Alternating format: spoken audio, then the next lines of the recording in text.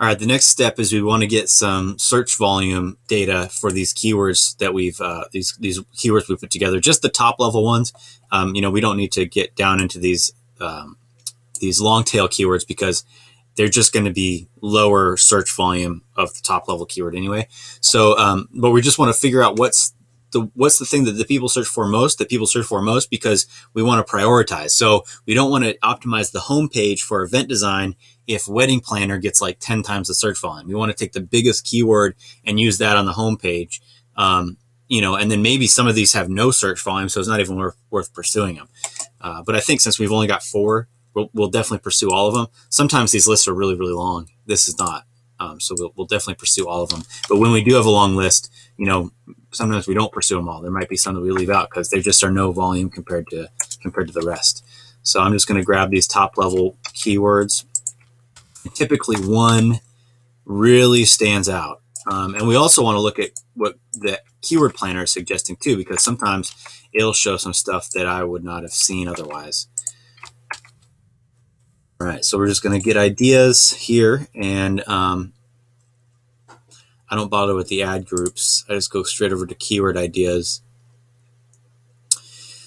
And so, first of all, right off the bat, this is exactly what I expected, but just a lot more. So, this pretty much shows that everybody who's looking for what Wonderstruck Event Design, our client, offers is typing in the words wedding planner.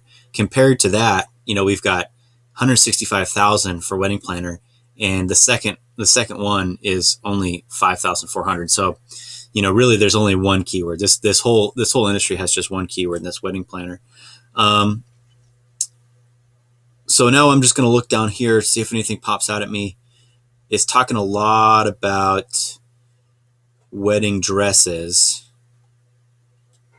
We've got this wedding planning, that ing can be valuable, but let's see if that even brings up anything that we care about, because this might just bring up, like irrelevant stuff. Yeah, so this is a national keyword, and it's informational in nature, meaning that what's going to show up when somebody types in the word wedding planning is like blog posts from huge national publications. We're not competing with these websites, and these are not people who type this in. Google thinks that when people type this in, wedding planning, they're not looking to hire a wedding planner. They're looking to find information about wedding planning. So we're not competing for that keyword. It's just not really useful to us. So we're going to ignore that. Because you got to think about the person. Let's say our ideal client does type that in. They're our ideal client. They sit down at the computer. They're looking for a wedding planner. They type in wedding planning, and they get this list. What they're going to do is they're going to say, okay, this isn't what I'm looking for. I'm looking for a local person. And they're just going to go right back up here and type in wedding planner, and then boom, now they get a local person. So that's why we just don't care about that keyword. So I'm just looking through the rest of these really quick, and I'm not seeing anything. I've never worked on a niche that is just so clearly one keyword. Usually there's kind of a spread. This is just like basically one keyword people are typing in, and that's wedding planner.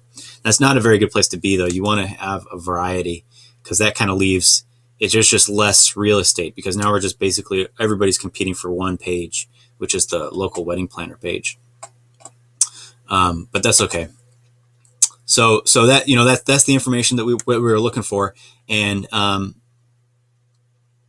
wedding planner is the top, wedding designer is the bottom, wedding coordinator is probably our second best. So I'll just stop the video right there because that's all the data we need.